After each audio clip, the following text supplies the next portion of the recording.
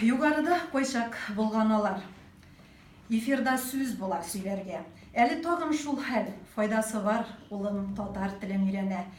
Үйде тіллер бұтап сөйлешебіз. Нинди милләт яши, билгесіз, ұста кулланулар урыс сүзін, урысларға деймін биргесіз. Bir сүйінген булам, укул жеңіл, bir күйінем, улым мирасым, бире білмегенге мин онасы, алмай ата-баба мирасын.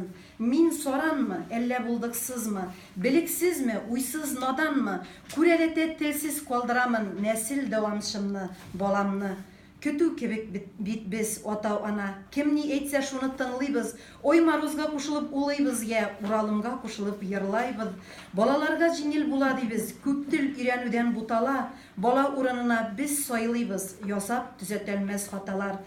Аңлар bir шак бала телсезлеген, һәм милләтсез калган хәлендә, уйлый алмас, әйтә алмас хисен, онытылган туган телендә. Телен жуйган кеше, ялгыз кеше. Айырым булыр туган халкыннан, телдән язган, илсіз калган бала, хаклый белмәс ана хакында. Безнең буйлар җитмәс даирәләр булганалар койшак файдага.